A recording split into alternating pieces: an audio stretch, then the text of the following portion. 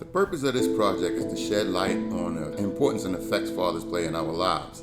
The foundation of a father is more important than we could ever think. Children look to their fathers for strength, encouragement, wisdom, guidance, and even correction. Young men look to their fathers for instruction on how to be a man, how to conduct themselves in society, and how to handle their emotions. Fathers are the first-hand example of spirituality or the lack thereof. Oftentimes, not knowing your father can cause identity crisis. At least it did in my case. I believe if I had a chance to get to really know him, I would have made better choices. Now, I'm not blaming him for the choices that I made. I'm just saying we are a direct reflection of the examples that are set before us. So if I had a chance to write a letter to my father today, it would read, "Hey Dad,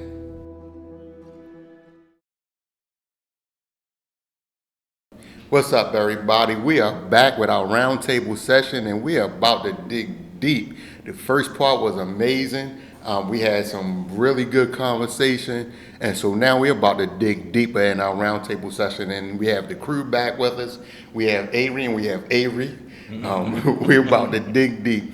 So we're going to have Avery Collins to start us off with some questions. But before we get there, Maurice, you had a program when you was in Philly that you was talk. Let's talk a little bit about that program that you had when you was in Philly. Okay, so I was a program manager for a program called Focus on Fathers. It was with the Health Promotion Council. So what we did was we went into the prisons and we would do like 11 or 12 week sessions depending on the time frame that we had scheduled. Different prisons throughout Philadelphia. We would talk to fathers. We would have class sessions, talk to fathers, and at the end of the sessions, we would have a culminating ceremony where the fathers would get certificates, and it was a part of their program or their rehabilitation as a requirement for them to be released. So it was a great program. There was a lot of success. I would even run into fathers on the streets of Philadelphia, and they would always come up to me and tell me, "Hey, Mr. Bueno, I appreciate what you did for me."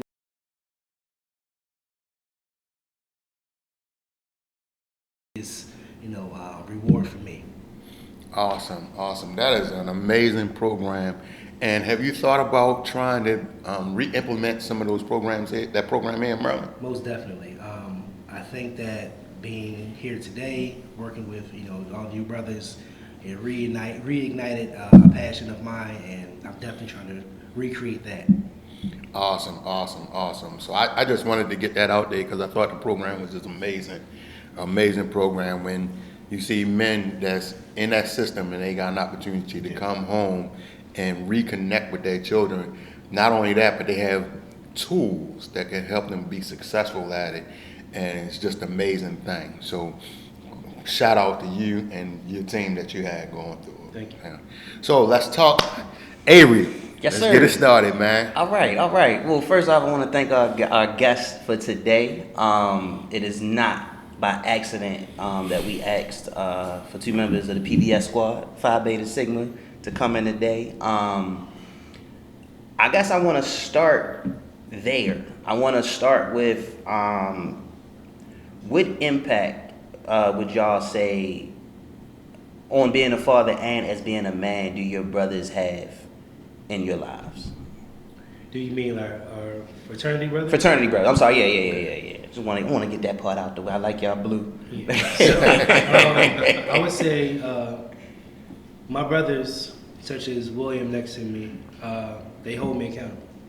Okay. They hold me accountable.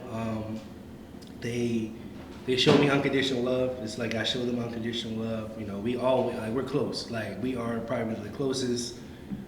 First of all, for me personally, I've never had that many, males that I've been close to in my life like that. So William was probably the closest, brother on our line, with all of us. So it's just amazing. I think that as a man, we need that. We need that opportunity to be able to share our thoughts, our ideas, our dreams, our failures, things that bother us every day or anytime that we can, so that can, we can build with each other and learn from each other. I think for me, it was more a hesitant You know, when you have dealt with so much trauma of men in your life, good or bad, and then when you meet brothers for the first time, our connection with each other was just like unreal. It was like we've known each other for years, and we only known each other for like maybe the first week that we met each other, and we glued in so well, you know. And to know that you can adapt yourself as a grown man, pledge, and still have a family at the same time, and still be there for your family is something, you know, unspoken of, you know. But it allowed me to see brothers on our line who are fathers, how I can be a better father. You know, the relationships that they have with their kids, the struggles that they have, you know, with their kids, and, you know, the strengths that they have and the weakness that we have, and we all bounced off each other, you know, to make it, you know, work for us. You know, so it's just a relationship that I would have never expected to ever have in a million years. So it's one of those things where I thank God, you know, that I met my 6 brothers. All right. And there's definitely there was an emotional response that y'all both brought to that particular answer. I went to college. Everybody who don't know, I went to college, and I was very anti-fraternity. For everybody who do know me, and one of the biggest things about it was, like you said a little bit, there was so much negative with male people in my life that I didn't think I could mesh with other males. And sometimes, you know, especially with men in general, you think I'm a lone wolf. You know what I mean? I got to go at this life alone sometimes. And I feel like I could have benefited from a community like that, but I didn't. But all that aside, not about me. There was an emotional gratification that you both received, even from the first day. Y'all would both say. Yeah. When it comes to your relationships with your father, and even y'all as fathers, y'all a little bit on the different side of the spectrum. I don't want to put too much of y'all. I'm gonna let y'all tell what y'all want to tell out. But you are a father of one daughter. Yes. And you are a father of one son. Yes. So, girl dad, boy dad. And in both of y'all interviews, y'all mentioned some type of emotional need and necessity as being a father. What would y'all say, and all of it obviously would come from imagination for both of you, what would y'all say would be the emotional difference in fathering a son versus fathering a daughter, if any? You can jump into that too. Yeah, please. It's open. It's open to the table. So, society would say that if you're a father, you need to be harder on your sons. You know, don't raise no punks. Mm-hmm. You know, don't take no mess from anybody, right? Mm-hmm. Then society will also say for your daughter, you have to be, oh, princess, it's gonna be okay. No, I think that the approach should be, hey, I'm here for you, you know, no matter what. But let me get my emotions and myself in check before I can even decide to even know how to approach you as a child, right? So there should be a difference. You know, I think that it's not about hard or soft. I think it's about respect. I think it's about honoring your child. I think that you should have your things together. You should know how to navigate your emotions first. Because what are you going to teach your child if you don't know how to handle setbacks? If you don't know how to handle failure? So all these things sometimes are learned behaviors. So if you've learned that every time something happens in your life that doesn't go your way, you fold, then more than likely, not all the time, you're going to pass that down to your child. So it's about what have you learned and how you can reshape that and remodel that for your child. So I think that there shouldn't be a difference in the way you parent your children, because all your children are going to be different, whether male or female. Age doesn't matter, right? But I think that as a father, you should always practice empathy. Mm-hmm. And can I share with you guys a little acronym that I used to tell my fathers? You know, all children need juice, right? That's judgment, understanding, empathy, control, impulse control, and empathy. Judgment, understanding, impulse control, and empathy. Okay, juice. Give your child juice. I like that. I like that.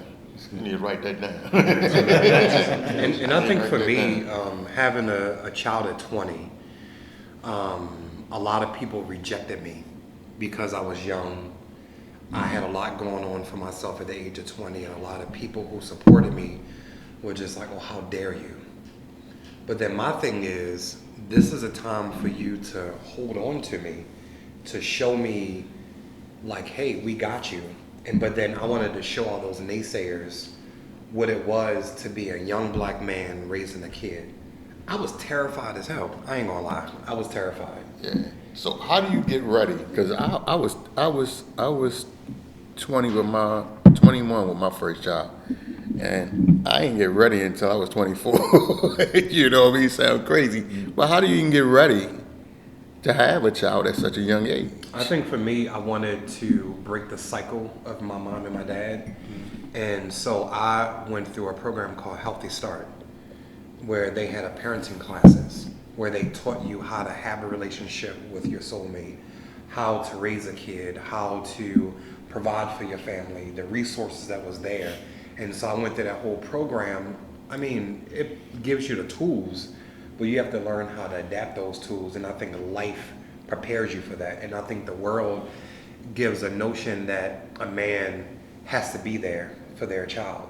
And the pressure of a man being there for a mom don't have to be there for their child. If a father is absent, oh, he's a dirty dog. But if the mom is not there, then it's like, oh, you know, she got a rough life. She got a lot going on. Like, we go through the same emotions. We may not have carried the child for 9 months, but we still go through the motions of having a child. Our life changes with theirs too. You know, so I think just the world perception of a dad versus a mom is completely different. So that, Yeah, and I think back to your original question. I agree with Priest here is that the core way you raise your family. I mean, with the right principles and core values and everything that you would raise a son and a daughter are pretty much the same. But I think, and we talked a little bit about this in our session in the break, is I do believe raising a black boy is different. Right, it's not the same as raising a black girl because we have to prepare a black man for so much, so much. Generally you don't have a conversation with a girl, and I'm not sure if you had it with your daughters. You may have, but I know you're gonna have that talk about if you get pulled over by a cop. How do you handle yourself? How do you conduct yourself within those environments? So we have to. Black men, and we have to be prepared, you know, for corporate America. We have to be prepared for the hood, our community. We have to be prepared for raising a family. So all these different things, I think, it's certain nuances that need to go into raising black boys that you wouldn't necessarily have to put those nuances in a female, in a daughter. So good question. Now, were any of y'all given those sit downs? I never was. I never had it. As far as saying like, this is how you should behave in society when you're approached by a police officer. Yeah. No. You know, that's interesting. I don't mean to cut you off. That's interesting because if you think about media culture, they always, you know, especially if you do a black movie, I'm thinking about The Hate You Give, if anybody's seen that. You know what I mean? That'd have been real nice. I didn't get one either. My first experience as far as prejudice with cops came when I was outside, I was 17 or 16. I pulled up to my house. I got out the car. I was sitting in the car and the cop pulled up on me and said it looked like I was waiting for a drug deal or something. I showed him my license. It matched the address to the house I was in front of. He still wanted me to step out the car. My dad came out the house. He made both of us sit on the curb. Wow. And then my mother ended up coming out the house, and that's when he was like, all right, y'all probably live here. And we just sort of just went in the house. You know, we never actually had that talk. And I think I'm the only person in the room who is the father of both genders. As of Wednesday, whenever y'all watch it. No, aliens. Oh, yeah. Yeah. Oh, okay. I didn't know that. All right. Well, the aliens are the only ones who are fathers of both genders. Sound proud, man. You sound proud. And I don't even know how that talk would start, but I definitely don't see it being just a black man thing. And I'm earlier. Yeah. I'm a lot earlier Yeah. on. I forgot to say senior at the beginning of the conversation, but it's interesting to think about the social pressure on men versus women, and I actually see more social pressure on my daughter than I do my son. But also, I feel like we have two strikes against us already. Okay. Because we're black, and then also we're male. Of course, Yeah. of course. So that's always going to hover over us no matter what we do, no matter how you dress. I remember the first incident I had with the police. I was in boarding school, and I had came home. I was at the harbor, and the boarding school that I went to, we dressed preparatory. So I would come home with khakis and shirts tucked in and loafers, and I was at the inner harbor, and this white lady walked past me, jumped in the middle of Pratt Street, and was like, "Don't rob me!" And I'm sitting there like, "What?" And the police came over, and he pulled me over. He was like, "Bro, like, what's going on?" I'm like, "I'm just minding my business." This white lady jumped to the middle of the street, assuming that I'm gonna rob her. And for that moment, I knew no matter how I dressed or looked, I was still going to be counted as a young black male that was always looking for trouble. Yeah. And that hurt me the most. Yeah, and the female's That not hurt gonna me have the most. that. The No. female, I'm telling you, your daughter will not have Yeah. that happen. Well- She's not gonna have that. I want you never answer the question. Did you have to have that conversation with your daughters? I had to have it after. Unfortunately, I had the conversation after they had already gotten into a situation when they got pulled over by the police. You know, but I never even thought that I would need to have this conversation with my daughters because they my daughters. You know what I mean? It's like, you know, I taught them right from wrong. I taught them everything that is supposed to. I mean, they don't carry themselves any kind of way. And so when they got, in fact, it was Donna was in the car with them. Donna was in the car with Nari when she got pulled over by the police.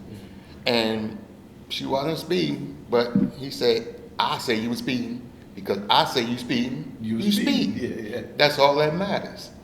And, you know, so Donna had to tell her, "Be quiet." We're talking. So after that, I had to have a whole conversation about it. But it's like, man, because of who she was. Yeah. You know, it's amazing that we would even have to have these conversations in 2024. Yeah.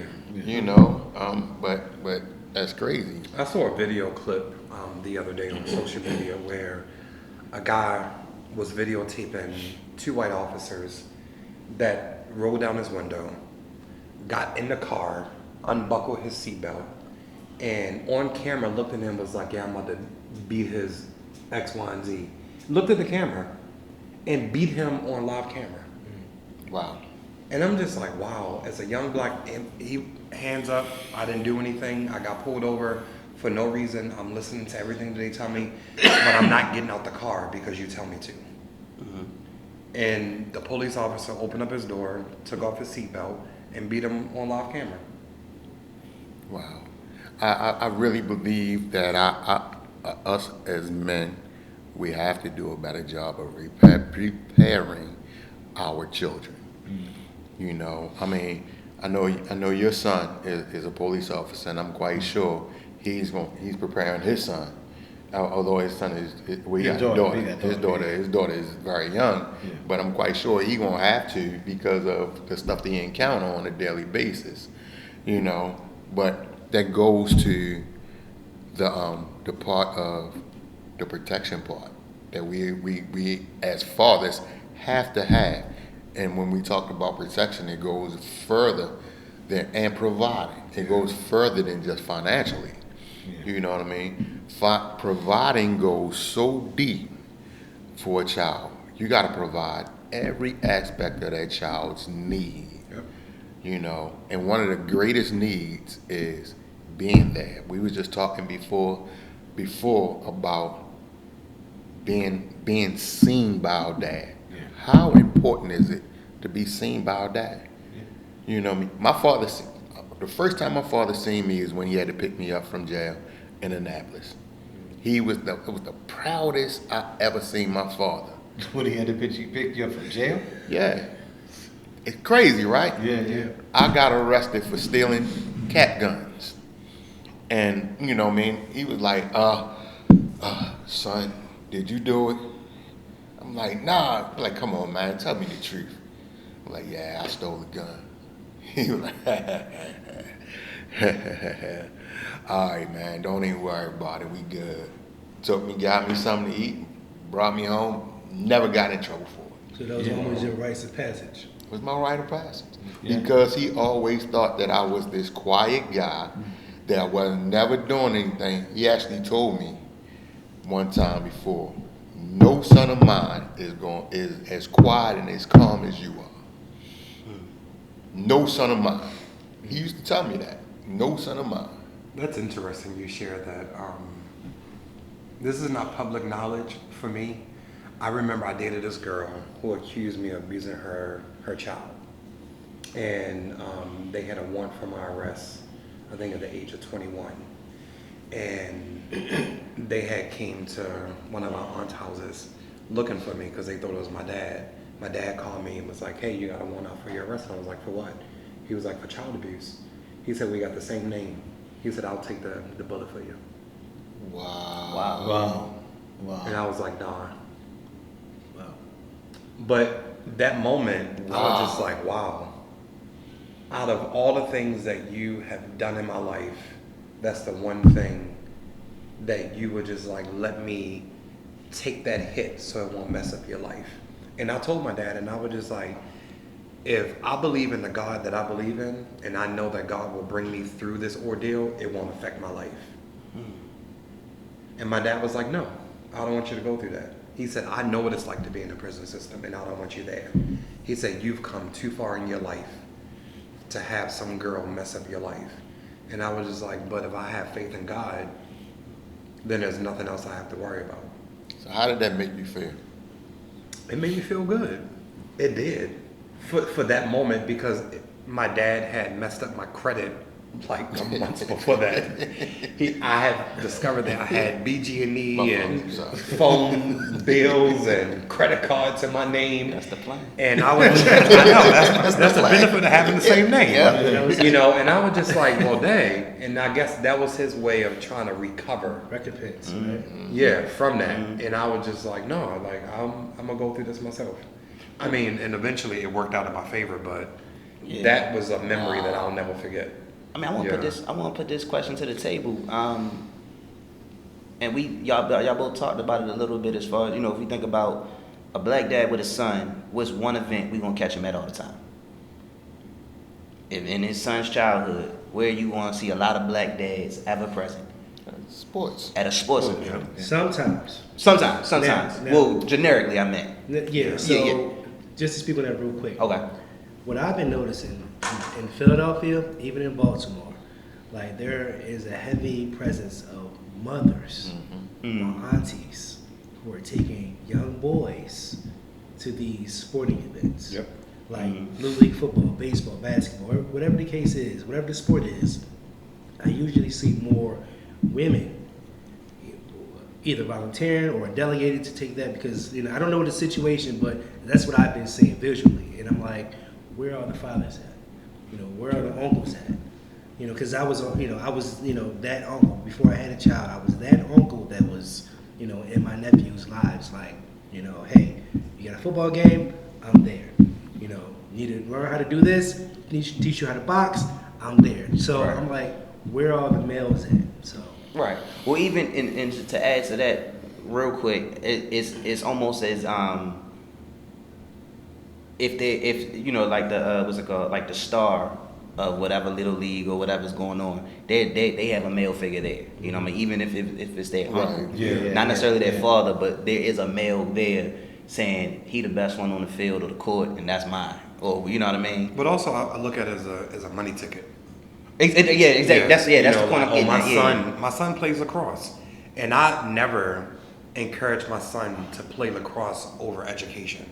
It was just more like, I need you to still have your books good, but I'm also encourage you to still play lacrosse. And Right. if he decided to never do well in lacrosse, I was fine with it, because at the end of the day, you can easily get injured. And then your career is over. You need to have a backup plan, which is your educational experience. So for me, it was, something different for me. Yeah, and it's more to it than the sport too. It's being that growth of being a part of a team, right? Yeah. Right. They teach you accountability and how to Relationships. deal with conflict, right? And follow instructions in those relationships. Right. So aside from like being the star, it's important. And I saw a reel the other day with Deion Sanders said when he was coaching like the little league teams, and he would the same situation, mom's auntie bringing him, and he would say, hey, he would get the kid's father's number. Yeah. He would get their number and he would call them and say, look, you need to show up to this game, to his game. You need to come to his practice and support him. He needs you. He needs you there. He said you need to be there for your shorty. You need to be there to support him because it's important. That presence is important. Right. And I think also, even with that, even I played softball as a kid. Yeah. My dad was never there. But even if a male figure in my family or from my church showed up, that made me want to perform even more. Right. Because I was like, oh, I got somebody here I can show off for. And I got somebody, a male figure that I look up to, who's telling me like, yeah, go, do this, do that. And that just makes you feel good. Yeah. And I think if more father was present in the sports sector, you can build a relationship from that. Yeah. An easy relationship from that, and then you can grow from there. Yeah. Well, and that's what I was getting to. I wasn't focusing on sports too much. What I was trying to get at was, do y'all feel like it's easier to father when it's something that the father is interested in? Of course. And that's what I was getting at with the That's a good sports. one. Yes. As far as like the father's being interested, like I watch the Ravens. So if my son joined football, that's another incentive to go to that versus a spelling bee. But if I also like words, spelling bee better than the football game, or whatever have you. You know what I mean? Yeah. Use No, I was saying, I was agreeing with you. Yes, I think it's as a father, it's easier to build that relationship if it's something that you're interested in and the child is interested in, because more than likely the child is looking, like all children want guidance. All children want someone to look up to, someone that they can relate to. So for me, I'm from Philadelphia. I'm an Eagles fan, right? But my father, stop it, okay? Stop it. He the other bird. The real bird gang, all right? Dead birds. So listen, Y'all real my gang. father- Real gang. so my father is an Eagles fan, right? Okay. So knowing that my dad likes the Eagles, I'm automatically an Eagles fan. So when he's at the the TV cursing at him, I'm not cursing, but I'm mad just like him because he's modeling this type of behavior. But it's like I'm bonding with him. So it is something that is important.